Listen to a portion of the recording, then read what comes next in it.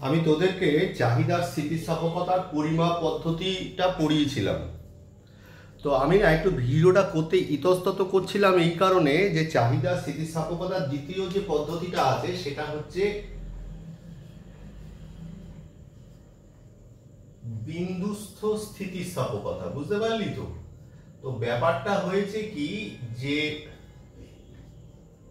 এই বিন্দুস্থ স্থিতিস্থাপকতাটা একটা প্রমাণ আছে, সেই প্রমাণটা আদৌ তোদের করাবো কিনা সেটা নিয়েই সারা দুপুর ধরে ভাবছিলাম, সেই জন্যেই ভিডিওটা দিইনি। তো ব্যাপারটা হচ্ছে কি যে ধর একটা সরল চাহিদা রেখা, যেমন একটা সরল চাহিদা রেখায় আমরা জানি যে চাহিদা স্থিতিস্থাপকতার 5টা ধরন আছে। একটা EP is equal to infinity, একটা ইপি ইজ ইকুয়াল টু 0, মধ্যখানে হচ্ছে EP is equal to 1, EP greater than 1, EP less than 1। তো এটাকে না মানে এই যে মেজার করলাম, এই মেজারটা করবার একটা নির্দিষ্ট ধরন আছে। কি সেটা হচ্ছে ইপি সমান সমান চাহিদা রেখার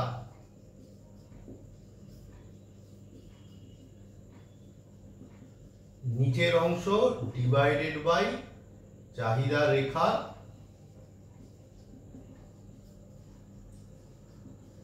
উপরের অংশ। বুঝতে পারলি তো? এটা হচ্ছে ফর্মুলা।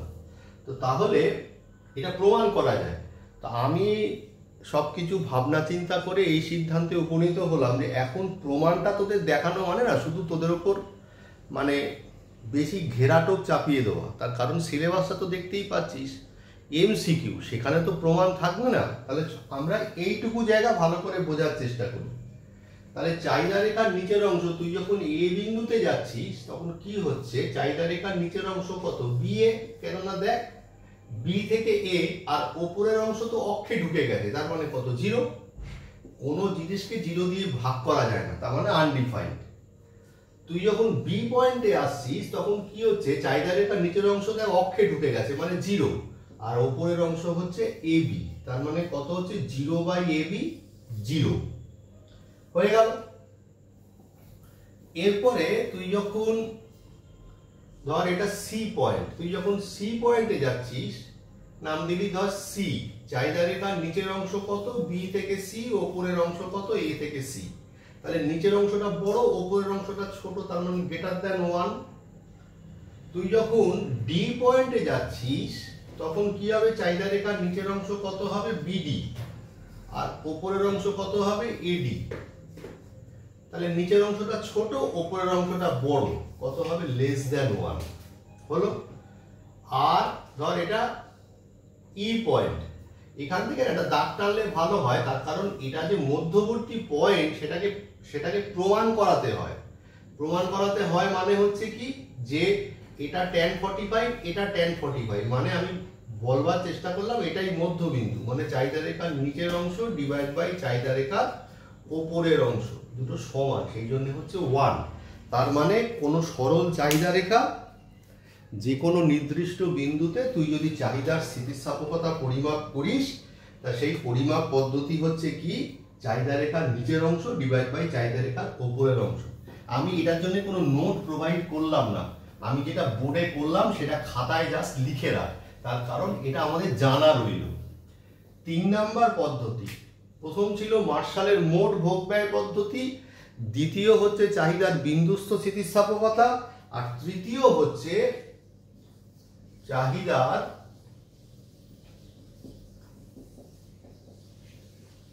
চাপগত স্থিতিস্থাপকতা, যেটা ইংরেজিতে বলা হয়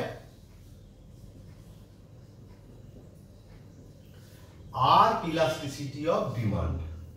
মানে ধর এইরকম একটা চাহিদা রেখা, এটাকে দেখেছিস ডি ডি ড্যাশ, তাহলে যদি আমরা চাহিদার স্থিতিস্থাপকতার পরিমাপ, চাহিদার স্থিতিস্থাপকতা যদি ভাবি, ধর এই একটা পয়েন্ট আর ধর এই একটা পয়েন্ট, এইটা ধর OP1 আর হচ্ছে OP2, তাহলে কি হচ্ছে, এখান থেকে এই আর এখান থেকে এই, ধর এ পয়েন্ট আর বি পয়েন্ট, এই এ থেকে বি পয়েন্টের ভেতরে কি হচ্ছে, এ থেকে বি পয়েন্টের ভেতরে অসংখ্য চাহিদা স্থিতিস্থাপকতার মান হতে পারে। কেন? তার কারণটা হচ্ছে কি, ধর এটা এরকম বেঁকছে, তাহলে আমরা কি দেখেছি, চাহিদা স্থিতিস্থাপকতা ইনফিনিটি থেকে 0 আছে, তাহলে এখান থেকে এইটুকু জায়গার মধ্যে অসংখ্য মান, তাহলে এত মান নিয়ে আমরা কাজ করব কি করে?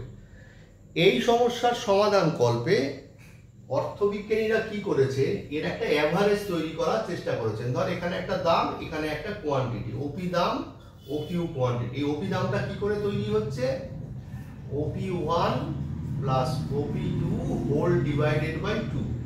OQ টা কি করে তৈরি হচ্ছে, OQ1 আর OQ2, OQ1 plus OQ2 whole divided by 2, এইভাবে তৈরি হচ্ছে।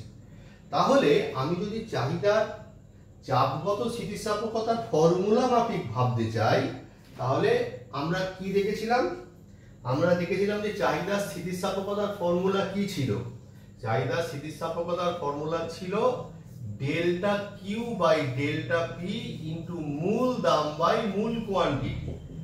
তাহলে এখানে তাহলে delta Q by delta P যেমন থাকলো, delta Q by delta P যেমন থাকলো, সেখানে ধরছে না, এখানে একটু করি কেন বড় হয়ে যাচ্ছে, তাহলে EP is equal to delta Q by delta P. এখানে তাহলে মূল দামটা কি হলো, OP1 plus OP2 divided by 2 আর OQ1 plus OQ2 divided by 2, 2 কেটে গেল, তাহলে আলটিমেটলি চাহিদার চাপগত স্থিতিস্থাপকতা যখন ভাববো তখন কি হবে, OP1 plus OP2 divided by OQ1 plus OQ2। এটাও তাহলে খাতায় একটুখানি তুলে রাখ। এই তিনটে চাহিদার স্থিতিস্থাপকতার পরিমাপ পদ্ধতি বুঝলাম, ক্লাসে বুঝিয়ে এসেছিলাম। মার্শালের মোট ভোগ ব্যয় পদ্ধতি, দ্যাট ইজ ভেরি ইম্পর্টেন্ট, চাহিদার বিন্দুস্থ স্থিতিস্থাপকতা, আর 3 নম্বর হচ্ছে চাহিদার চাপগত স্থিতিস্থাপকতা। আমি শনিবারে পৌঁছবার আগেই চাহিদার আয়গত স্থিতিস্থাপকতা এবং পারস্পরিক স্থিতিস্থাপকতা ভিডিও করে বোঝাবো, নোটস প্রোভাইড করব। তোদের প্রত্যেকের এই যে ভিডিওটা দিচ্ছি এটার ফিডব্যাক কিন্তু আমাকে দিতেই হবে, যদি না দিস তাহলে আর ভিডিও বানাবো না।